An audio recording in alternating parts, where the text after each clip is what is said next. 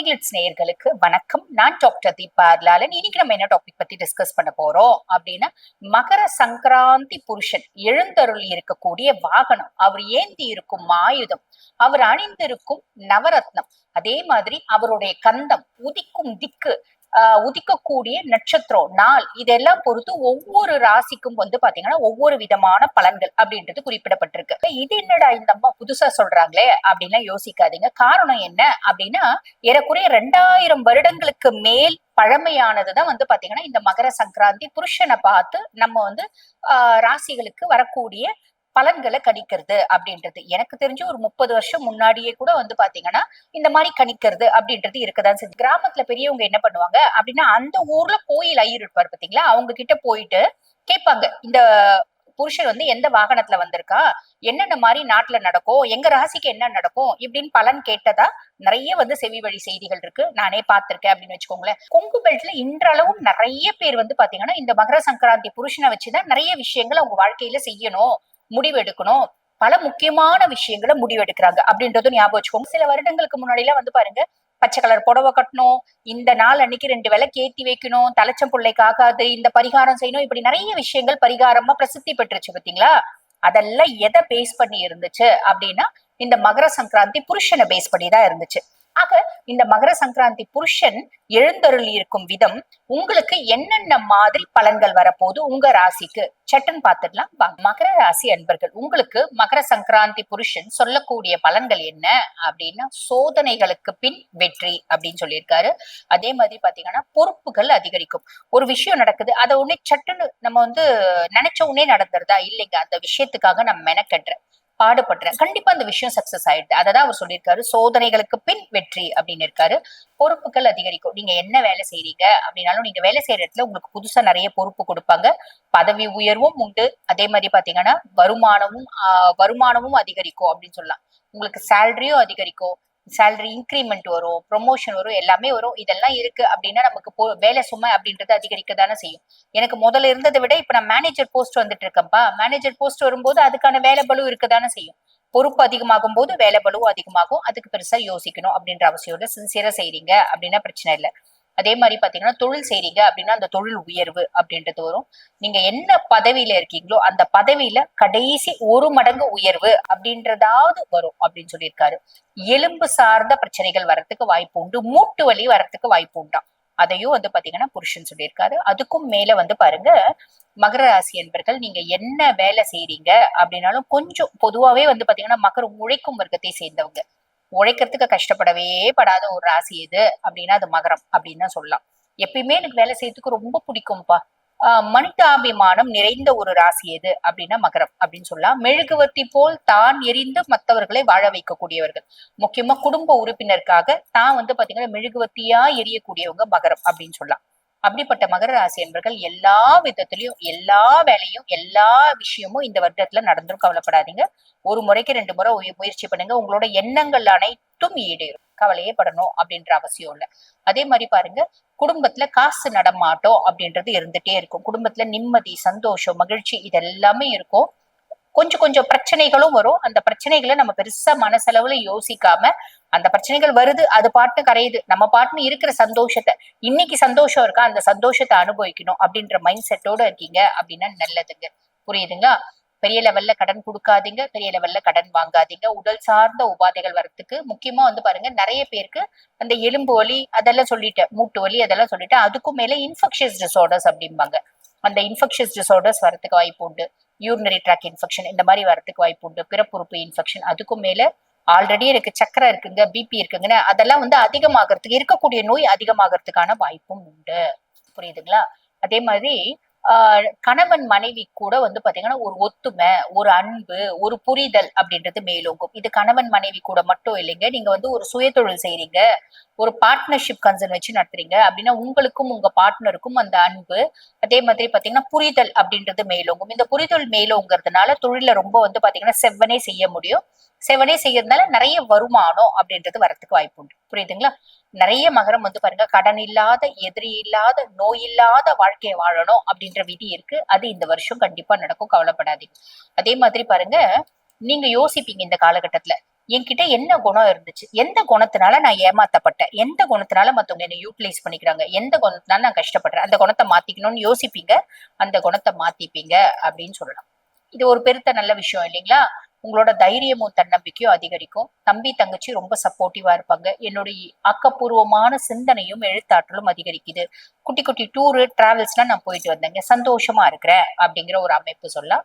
அதே மாதிரி நீங்க என்ன தொழில் செய்றீங்க அப்படின்னாலும் அந்த தொழில்ல ஒரு ஹார்ட் ஒர்க் அப்படின்னு போடுறீங்கன்னு வச்சுக்கோங்களேன்.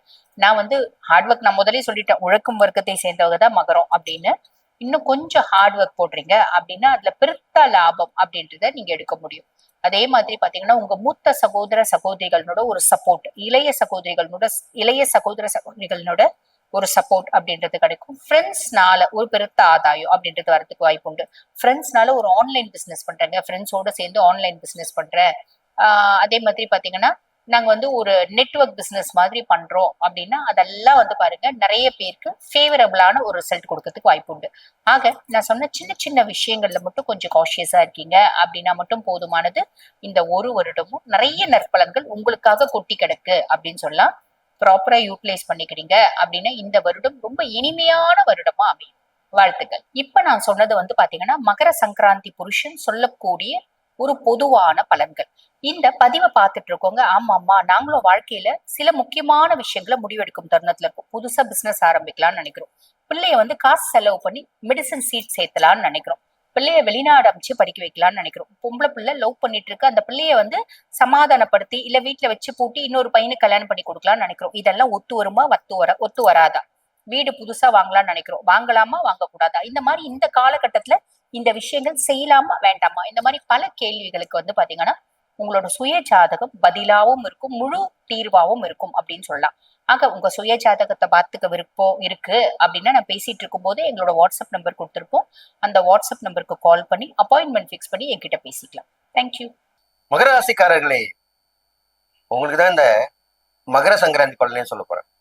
உங்க ராசியோட பேர்ல தானே வருது, அப்புறம் உங்களுக்கு சொல்லாம வேற யாருக்கு நான் சொல்ல போறேன்? ஆனா கவனமா கேளுங்க. ஏன் தெரியுமா? இந்த மகர சங்கராந்தி பலன் உங்களுக்கு தான் ரொம்ப முக்கியம் வாய்ந்தவர். உங்க ராசியில தான் சூரியன் வந்து சேரார், பிரவேசிக்கிறார். அதை வச்சுதான் எல்லா ராசிக்குமே பலன் சொல்லிட்டு வரேன். அப்ப நீங்க முக்கியமா கவனிச்சுதானே ஆகணும். மகர சங்கராந்தி பலன் பார்க்கும்போது இந்த ஆரம்பத்துல பாத்தீங்கன்னாக்கா உங்களுக்கு எதுக்கெல்லாம் கோபம் வரும்னே சொல்ல முடியாது. நடந்தா கோபம், திட்டினா கோபம், எழுந்தா கோபம், எப்படிப்பட்ட கோபம் வரும்னே சொல்ல முடியாது. அவ்வளவு கோபம் வரும். அதுக்கு அடக்கணும். முன்னோர்கள் என்ன சொல்லியிருக்காங்க?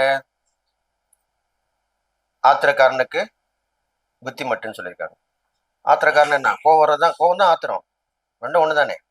அப்ப அது கவனமா இருக்கணும், அமைதியா இருக்கணும், கவனமா இருக்கணும். எது எப்படி இருந்தாலும் மகராசிக்காரங்களுக்கு நீதி, நேர்மை, சத்தியம் தவறாம வாழ்றவங்க தான் மகர ராசிக்காரங்களுக்கு அப்படின்னு நான் ஒவ்வொரு பதிலுமே சொல்லிட்டு தான் வந்திருக்கேன். இப்ப மட்டும் சொல்லாமையா இருக்க போறேன். அப்போ நீங்க அதுபடிதான் இந்த மகர சங்கராந்தி பலன்ல 100% முழுமையா நடந்துக்கும். கொஞ்சம் கூட தவறுதலா போகக்கூடாது. அது இல்லாம நல்லா கேட்டுங்க, இந்த மகர சங்கராந்தி பலன் பார்க்கும்பொழுது உங்களுக்கு உன்னதமான பலன் வரப்போகுது. அது என்ன உன்னதமான பலன்? இது வரைக்கும் நீங்க எதிர்பார்க்காம இருக்கக்கூடிய பலன். இந்த பதவி நம்மளுக்கு கிடைச்சிருக்காது, இந்த பொறுப்பு நம்மளுக்கு வந்திருக்காது, இந்த வாய்ப்பு நம்மளுக்கு கிட்டுமா கிட்டாதா அப்படின்னு சந்தேகம் இப்படிலாம் இருந்திருக்கும். அதை மீறி வரக்கூடிய அந்த வாய்ப்பு தான் அந்த உன்னதமான பலன். அடுத்த பாத்தீங்கன்னாக்கா உங்களுக்கு உடம்பு நீங்க கண்டிப்பா பார்த்துதான் ஆகணும், வேற வழியே கிடையாது. சனியோட ஆதிக்கம் பெற்ற ராசி இல்லையா? எப்ப பார்த்தாலும் சோம்பலாவும் ஒரு மந்த நிலைமையில தான் இருப்பீங்க. போதா குறைக்கு இந்த மகர சங்கராந்தி புருஷனும் மந்தன்ற பேர்ல வந்துட்டான். கேட்கவே வேணுமா? எப்பதாலும் தூங்குனே இருப்பீங்க. வெளியே போகுமா, வெளியே போலாம், சரி நாளைக்கு பார்த்துக்கலான்ப்பீங்க. இந்த நாளைக்கு பார்த்துக்கலான்ற வேலையே கூடவே கூடாது உங்களுக்கு. இன்னைக்கே எழுந்தணும், இன்னைக்கே பண்ணணும், இன்னைக்கே செய்யணும், எல்லாம் இன்னைக்கே தான். புரிஞ்சுட்டீங்களா? சொல்லிட்டேனே. அப்ப நீங்க கண்டிப்பா செஞ்சுதானே ஆகணும். செஞ்சாதானே நல்லது. கண்டிப்பா செய்வீங்க. அது மாதிரி செய்யுங்க. நாளை என்பது தள்ளி போடாம இன்னைக்கே போட்டு பண்ணிடுங்க. அது இல்லாமல் தான தர்மங்களை தொடர்ந்து பண்ணிட்டு வாங்க. கர்மா குறையும், ஜீவராசிகளுக்கு உணவளிங்க. அது பறவைகளா இருக்கட்டும், விலங்குகளா இருக்கட்டும், ஊர்வனங்களா இருக்கட்டும், எப்படிப்பட்ட ஜீவராசியா இருக்கட்டும், அதுங்களெல்லாம் தொடர்ந்து உணவு கொடுங்க, நீர் கொடுங்க. இதெல்லாம் பண்ணிட்டு வரணும். அப்புறம் பார்த்தீங்கன்னாக்கா, இந்த மகர சங்கராந்தி பலனுக்கு உங்களுக்கு அதுவும் இந்த 2026 நான் சொல்ல பலன்ல உங்களுக்கு நல்ல பல வரப்போகுதுன்னு தான் சொல்லியிருக்கேன். அப்போ இப்போ மட்டும் என்ன குறைஞ்சிட போகுது? அப்போ நீங்கள் தக்க வச்சுக்கணும்ல. உங்களுக்கு இணையால நல்லது வரும். இணைனா என்ன? ஆணா இருந்தா பெண், பெண் இருந்தா ஆண், கணவன் இருந்தா மனைவி, மனைவியா இருந்தா கணவன். அவ்வளோதான். கூட்டாளிகள் இவங்க மூலியமாவே நல்ல விஷயம் நடக்கும். கூட்டு முயற்சி பலிக்கும். அதுதான் அப்படி சொல்லியிருக்கேன். அப்ப என்ன பண்ணணும்? மகர ராசிக்காரர்கள் இந்த மகர சங்கராந்தி பலன்ல பார்க்கும் பொழுது ஒரு குழு ஆரம்பிக்கலாம், ஒரு அசோசியேஷன் பண்ணலாம், ஒரு எப்படி சொல்றது, ஒரு சங்கத்தை ஆரம்பிக்கலாம், ஒரு கட்சி ஆரம்பிக்கலாம், ஒரு ட்ரஸ்ட் ஆரம்பிக்கலாம்.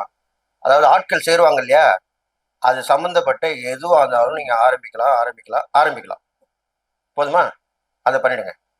கண்டிப்பா உங்களுக்கு நடக்கும். அதுக்குண்டான கிரகம் தானே உங்க ராசியாதிபதி சனி பகவான். அப்ப கண்டிப்பா வரும். இது மட்டும் போதாது. நீங்க உடம்பும் பார்த்துக்கணும்ல. அப்ப அதுல என்னென்ன வரும்னு பாத்தீங்கன்னாக்கா, உங்களுக்கு சிறுநீர் பிரச்சனை வரும், யூரினரி இன்ஃபெக்ஷன் வரும். அதை நீங்க கவனமா பார்த்துக்கணும். உடம்புல நீர் சத்து குறையும், அதை கவனமா பார்த்துக்கணும். நிறைய தண்ணி குடிக்கணும். வெயில் காலத்துல தான் தண்ணி குடிக்கணும்னு யார் சொன்னாங்க? மழை காலத்துலயும் குடிக்கணும், குளிர் காலத்துலயும் குடிக்கணும். அளவா இருக்கணும், அவ்வளவுதான் விஷயம். அந்த தண்ணியே குடிக்காம இருக்கக்கூடாது. தண்ணி நிறைய குடிங்க. இன்னொரு விஷயம் தெரியுமா? நீரில் சக்தி வாய்ந்த பஞ்சபூதத்துல நீர் ஒன்று. அந்த நீரை நம்ம உடம்புல நிறைய இருத்திக்கிட்டே வந்தோம்னா நம்மளுக்கு புது புது விஷயங்கள் நம்ம மனசுக்கு தெரியும், புரிஞ்சுப்போம். எப்பவுமே ஆவரேஜா இருக்கணும்னு சொல்லுவாங்க இல்லையா? உங்களுக்கு உதாரணம் சொல்லணுமா? ஒரு ஏரி அரசாங்கத்துல கட்டி வச்சிருக்காங்க. அதனுடைய நீர் மட்டம் கரெக்டா அளவோட இருக்கணும்னு சொல்லியிருக்காங்களா இல்லையா? அளவு தாண்டி போனா என்ன ஆகும்? வெள்ளம் ஏற்படும், மக்கள் பாதிக்கப்படுவாங்க. அளவு குறைஞ்சா என்ன ஆகும்? நீர் வரத்து இல்லாம அப்பயும் மக்கள் பாதிக்கப்படுவாங்க. அப்போ எப்படி இருக்கணும்? அந்த நீர் மட்டம் அளவா இருக்கணும் இல்லையா? அதே மாதிரி உங்க உடம்புல நீர் மட்டத்தை அளவா பார்த்துட்டீங்கன்னா உங்களை கண்டிப்பா பிடிக்க முடியாது. நல்லா ஆயிடுவீங்க. எப்போ பார்த்தாலுமே சுறுசுறுப்பா இருப்பீங்க. நீங்க எங்க இருக்கீங்கன்னா யாருக்குமே தெரியாது. அப்படிதான் இருக்க போறீங்க. அதனால நல்லா கேட்டுங்க. ரொம்ப நோயே புரியாம இருக்கும். நிறைய பேருக்கு அப்படிதான். டாக்டர் போய் பார்த்துட்டேன், அந்த கோயில் போயிட்டேன், இந்த பரிகாரம் பண்ணிட்டேன், அப்ப கூட இந்த நோய் என்னை விட்டு போக மாட்டேதுன்னு பாருங்க. அப்படிப்பட்டவங்கள கஷ்டப்படுறவங்கள பார்த்து நீங்க உதவி பண்ணிட்டு வந்தீங்கன்னா கண்டிப்பாக உங்களுக்கு நன்மை நடக்கும், நல்ல விஷயம் நடக்கும், நல்ல வாய்ப்புகள் கிட்டும், எல்லாமே நடக்கும். அது இல்லாம இந்த மகர சங்கராந்தி பலன்ல பார்த்தீங்கன்னா மகர ராசிக்கு நல்ல ஒரு விஷயம், புதுமையான விஷயமா இருக்கும், அர்த்தமுள்ள விஷயமா இருக்கும். உங்களால அது புரிஞ்சிக்க முடியாம இருக்கும். அது அது சக்சஸ் ஆகி வெற்றி பெற்ற பிறகுதான் உங்களுக்கு அந்த விஷயமே புரியும். உங்களுக்கே அப்பதான் புரியும். அப்படிப்பட்ட விஷயம் தான் நடக்க போகுது. அதனால நன்மை நடக்கும்னு தெரிஞ்சுங்க. ஆன்மீகத்தில் உள்ளவங்க ரொம்ப கவனமா இருக்கணும். ஏன்னா அந்த மகர சங்கராந்தி பலன்ல அப்படிதான் சொல்லியிருக்கேன். நம்ம பொய் சொல்லக்கூடாது, ஏமாற்றக்கூடாது. இந்த ரெண்டு விஷயத்துலையுமே ஆன்மீகத்தில் இருக்கவங்க கண்டிப்பா இருக்கணும், கடைபிடிச்சு வரணும். இதல்லாமல் ஒரு தெய்வத்தை தேர்ந்தெடுத்து உங்க பிரச்சனைக்கு உண்டான தெய்வம் நிறைய பேர் சொல்லிட்டு வரோம். நானும் என்ன மாதிரி நிறைய பேர் சொல்லிட்டு வராங்க. அந்த பிரச்சனைக்குரிய தெய்வத்தை தேர்ந்தெடுத்து அதை வணங்கி வந்தீர்களானால் கண்டிப்பாக நல்லதுதான் நடக்கும். அதுல என்ன சந்தேகம்? அப்புறம் பார்த்தீங்கன்னாக்கா பெண்களுக்கும் குழந்தைங்களுக்கும் நீங்களும் நிறைய உதவி ஒத்தாசை பண்ணணும், தானதம் பண்ணணும். ஏழையில வெளியில இருக்கவங்க மட்டும்தான் இல்லை, நம்ம சொந்த பந்தத்திலே இருப்பாங்க கஷ்டப்படுறவங்கன்னா அவங்கள கை தூக்கி விடணும், அவங்களுக்கு உதவி பண்ணணும். உங்களால் முடியல மற்றவங்க மூலியமா சொல்லி பண்ணணும். இதெல்லாமே தான் நல்ல விஷயம் சொல்லப்படுது. அப்படிதான் வாழணும், இப்படிதான் இருக்கணும். அது மாதிரி பண்ணிட்டீங்கனாலே இந்த மகர சங்கராந்தி பலன் உங்களுக்கு நன்மை தான் செய்யும்னு சொல்லிட்டு இதுக்கப்புறம் தெய்வ வழிபாடு கண்டிப்பா செய்யணும் இல்லையா? அப்போ அதுக்கு என்ன பண்ணணும்னு கேட்டீங்கன்னா நல்லா கேட்டுங்க. தன்னை வருத்தி மக்களுக்கு நன்மையை வரணும்னு செஞ்ச தெய்வங்கள் இருக்காங்க. நம்ம இந்த மாதிரி தான் அப்படி இருக்க எல்லாத்துலயும். அப்ப பாருங்க, உதாரணம் சொல்லணும்னா அப்போ இந்த உலகம் சுபிச்சமா இருக்கணும், நல்லா இருக்கணும். இந்த பூமியை போய் ஒரு ராட்சச மறைச்சு வச்சத ஸ்ரீ வராக பெருமான் 10 அவதாரத்தில் ஒருத்தர் தசவர், அவரு பூமியை கொண்டு வந்து வெளியே கொண்டு வந்தார். அது இல்லாம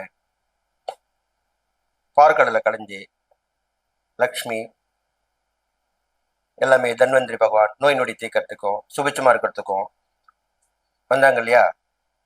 அதை ஏற்படுத்தி தந்த சிவபெருமான், படைக்கும் தொழிலை பணிபுரிஞ்ச பிரம்மா, இந்த 3 பேரையும் வணங்கணும்.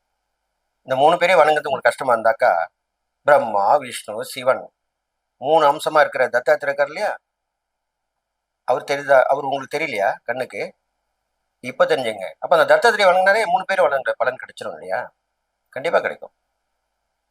இது இல்லாமல் அனுஷா தேவின்னு கேள்விப்பட்டிருப்பீங்க. அவங்கதான் அந்த மும்மூர்த்தியை ஒரே மூர்த்தி ஆக்கணுங்க. அப்பேற்பட்ட சக்தி வாய்ந்தவங்க அவங்க. அவங்க ஏகபத்தினின்னு சொல்லுவாங்க. அத்திரி மகரிஷியுடைய துணைவியார். அப்போ நல்லா கேட்டுங்க, அனுஷா தேவி அம்சம் கொண்ட பெயர் கொண்ட பெண் தெய்வத்தையும் அத்ரீஸ்வரர் என்று சொல்லக்கூடிய சிவபெருமானையும் நீங்கள் தொடர்ந்து வணங்கி வரணும். அவ்வளவுதான். வேற ஒரு பிரச்சனையுமே இல்லை. நீங்க எந்த தெய்வனாலும் வணங்கிக்கங்க, இவங்க 2 பேரும் பிடிச்சிங்க, அவ்வளவுதான். அப்ப இந்த மகர சங்கராந்தி பலன் உங்களுக்கு மகத்தான பலனை தரப்போன்னு சொல்லி இவ்வளவு தூரம் சொல்லியிருக்கேன் இல்லையா? இந்த இறை வழிபாடு, தான தர்மங்கள் இதெல்லாம் பண்ணிட்டு வாங்க. பண்ணினால்தான் பலன் கிடைக்கும். இல்லைன்னா எப்படி கிடைக்கும்? கிடைக்காது. அது இல்லாமல் உங்களுக்கு உடம்புல பார்க்கணும் இல்லையா? அந்த உடம்பு பார்க்கும்பொழுது ஏற்கனவே சொல்லியிருக்கேன், இந்த நீர் சம்பந்தப்பட்ட வியாதிகள் வரத்துக்கு வாய்ப்பு இருக்கு. அதை நிவர்த்தி கொள்ளக்கூடிய தகுந்த மருத்துவரை பார்த்து அதையும் சரி பண்ணிக்கணும்.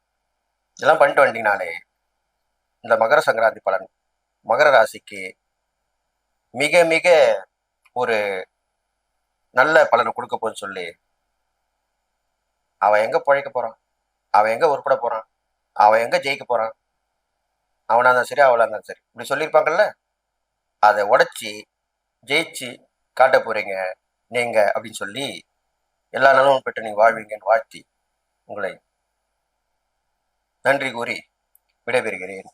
நன்றி, வணக்கம்.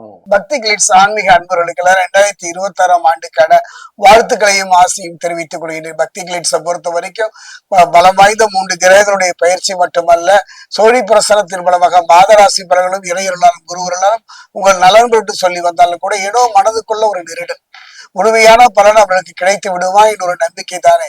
அதாவது ஒரு பலன் சொல்கின்றோம், அந்த முழு பலனும் எல்லோருக்கும் ஒரு விதமாக அமைந்து விடாது அல்லவா? ஆனாலும் அதே நேரத்துல அந்த காலத்துல பாத்தீங்கன்னா கொங்கு பகுதியில பாத்தீங்கன்னா, கிராமப்புறங்கள்ல பாத்தீங்கன்னா பல பகுதிகளில் அந்த மகர சங்கராந்தின்னு சொல்லுவாங்க. அந்த சங்கராந்தி புருஷ பலனுடைய நகர்வை வைத்தே ஜோதிடம் கணித்தார்கள். ஒரு முறை கணிப்பார்கள். அந்த 2026 ஆண்டு முழுவதும் அந்த பலனை தொடரும். அப்படி ஒரு நிகழ்வை தான் இப்ப நான் பக்தி கிளிட்ஸ்ல சொல்ல போறேன். அந்த வகையில பார்க்கும்போது மகரத்தை பொறுத்த வரைக்கும் சங்கராந்தி புருஷ கரண பலன் 2026 எவ்வாறு இருக்கும் என்பதை இப்ப பார்க்கலாம்.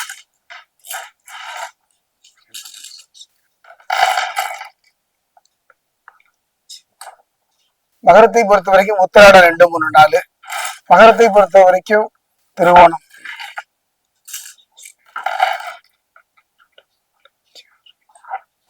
மகரத்தை பொறுத்த வரைக்கும் அவிட்டம் 1, 2.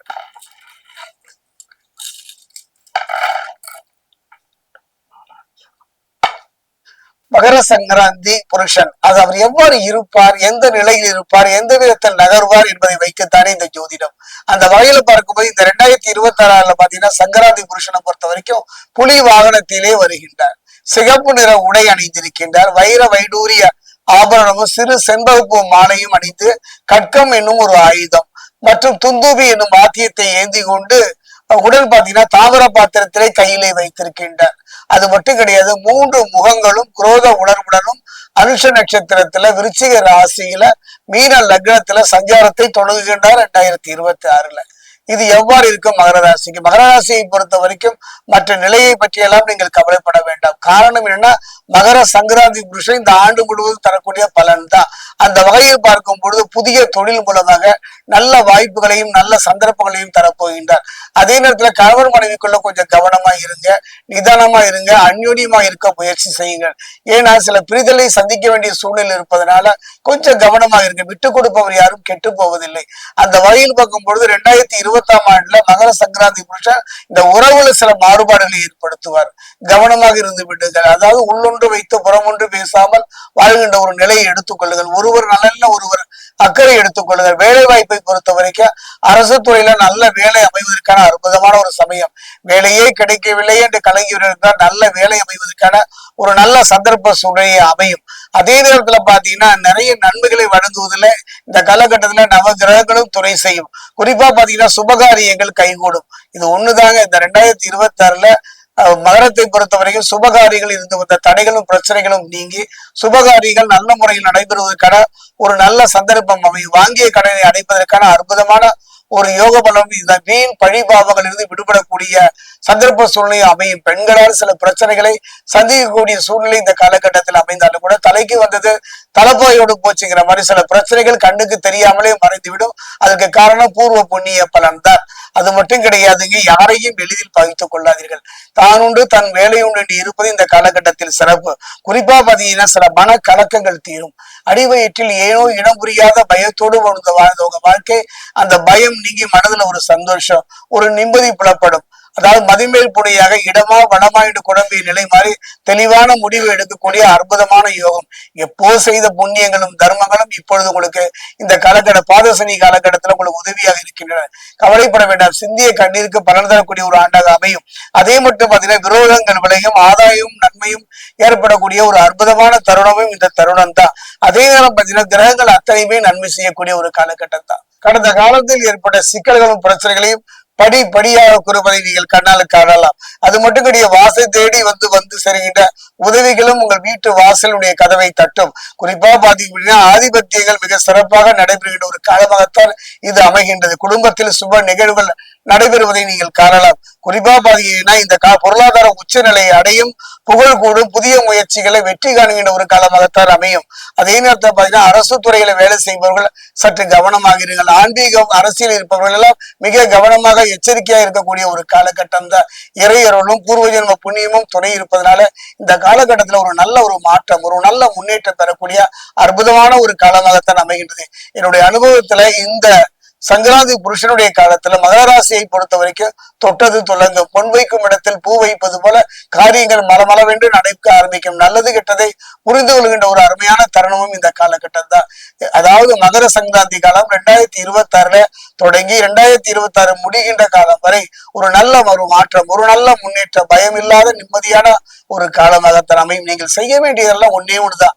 மகர ராசியை பொறுத்த வரைக்கும் ஒரு நிகழ்வை நான் சொல்கின்றேன். கடந்த காலங்களில் 2025ல கண்ணீர் சிந்தினார்கள். கண்ணீர் என்று சொல்வதை விட ரத்த கண்ணீரே சிந்தினார்கள். அப்படிப்பட்ட சூழ்நிலையில் சிலருக்கு நான் எடுத்து கூறினேன் சோழி பிரசனம் மூலமாக. திருத்தணி அருகே இருக்கக்கூடிய பாதசனீஸ்வரர் ஆலயம், அந்த ஆலயத்துல விஷ்ணுமாயன் என்று சொல்லக்கூடிய ஒரு அற்புதமான தேவதை, சிவனுடைய புத்திரன். அவனை சென்று வணங்கித்தான் பாருங்கள். இழந்ததை திரும்ப பெறுவதோடு நிம்மதி பெருமூச்சு விடுவதோடு யாரு கைவிட்டாலும் இவன் கைவிட மாட்டான். ஒரு முறை சென்று அவனை நின்று வணங்கி பார்ப்பீர்களானால் இந்த மகர சங்கராந்தி புருஷன் அற்புதமான யோக பலனை தருவதாகத்தான் கூறுகின்றார்.